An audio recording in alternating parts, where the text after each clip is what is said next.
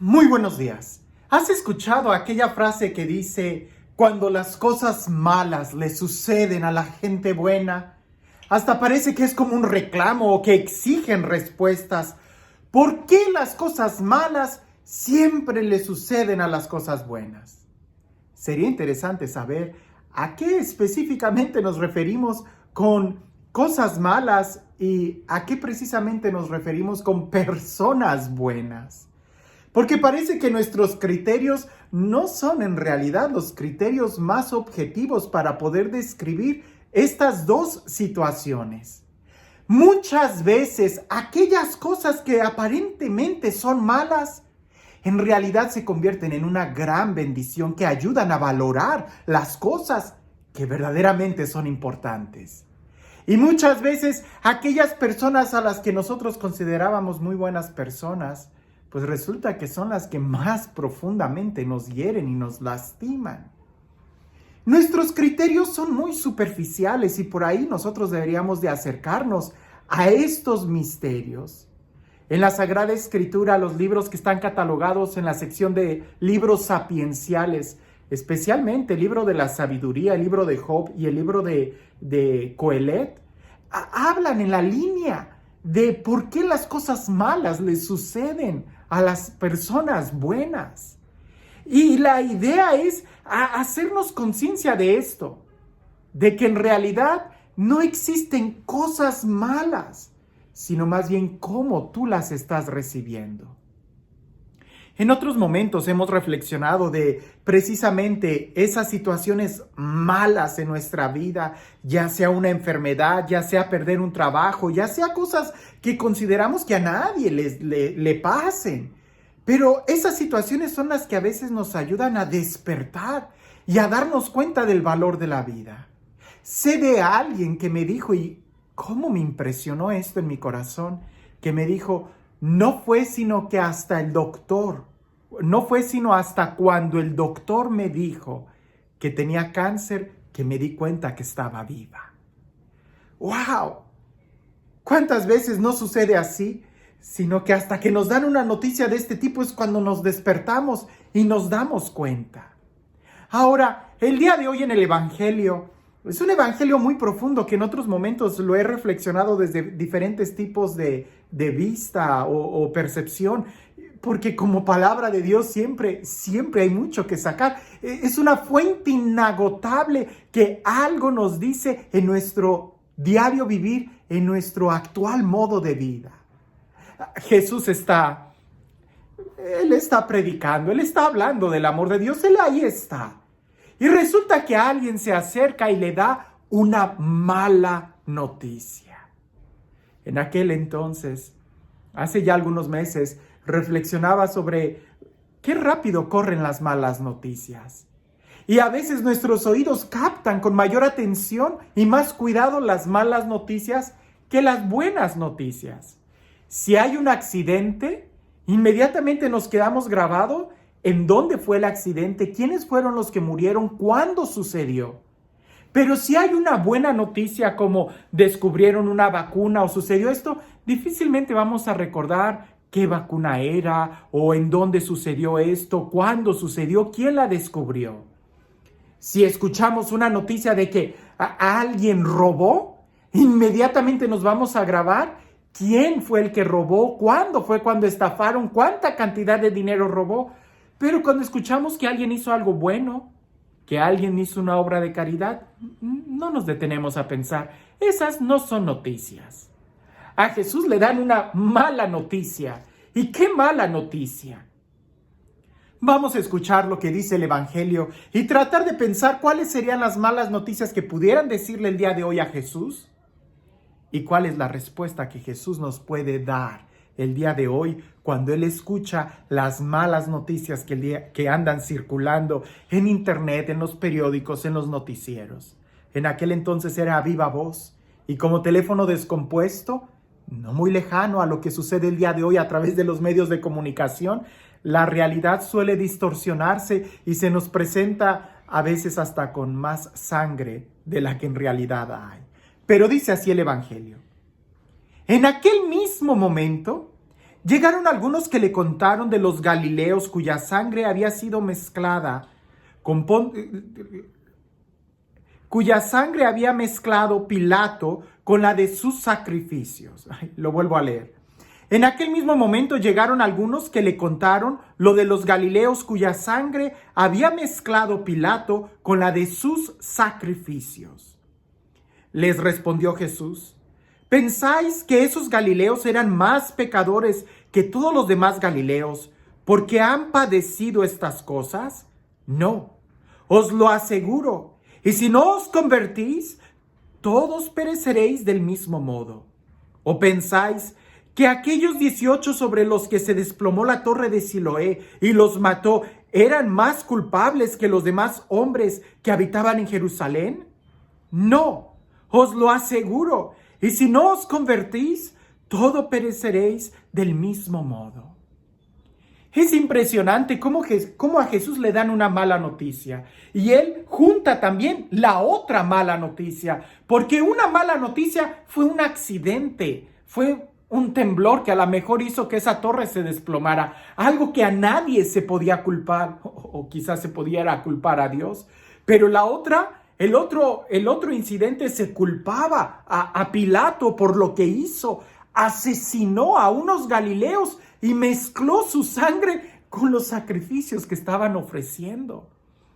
Algo terrible. El día de hoy nosotros escuchamos estos dos tipos de malas noticias. O accidentes que suceden, catástrofes que suceden por la naturaleza, o asesinatos de personas malas que hacen eso. Jesús voltea esos incidentes y hace que las personas vean el cómo están viviendo el día de hoy. Si ustedes no se convierten, van a perecer de la misma forma. ¿Qué es lo que está diciendo Jesús?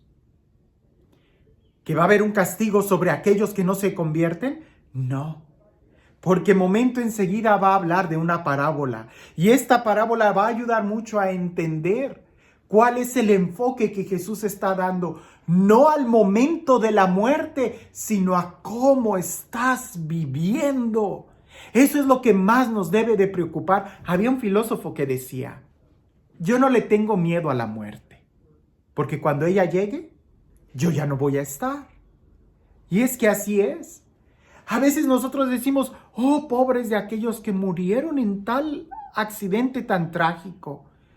¿Por qué pobres? Si cuando eso sucedió o cuando todo eso se empezó a desencadenar, ellos ya no estaban ahí. Es decir, sí, triste lo que sucedió, pero todos nos vamos a morir. La pregunta no es cómo nos vamos a morir, porque eso va a suceder rápido. La pregunta es cómo estamos viviendo. Y eso es precisamente lo que Jesús explica en la parábola siguiente. Les dijo esta parábola, dice Jesús: un hombre tenía plantada una higuera en su viña. Fue a buscar fruto en ella y no la encontró. Dijo entonces al viñador: ya hace 3 años que vengo a buscar fruto en esta higuera y no lo encuentro. Córtala. ¿Para qué ha de ocupar inútilmente el terreno? Pero él le respondió: Señor, déjala por este año todavía. Mientras tanto cavaré a su alrededor y echaré abono, por si da fruto en adelante, y si no, pues la cortas. El problema no es cómo vamos a morir. El problema no es cómo nos van a cortar, si de tronco, si por hojas, por ramas. El problema es ¿por qué no estamos dando frutos? Y es eso donde Jesús pone el énfasis. Tú te sorprendes de la gente, de cómo muere la gente, en lugar de que te sorprendas de cómo estás viviendo tú tu vida. Porque eso es lo que debería de ocupar más nuestra atención. ¿Cómo estamos viviendo?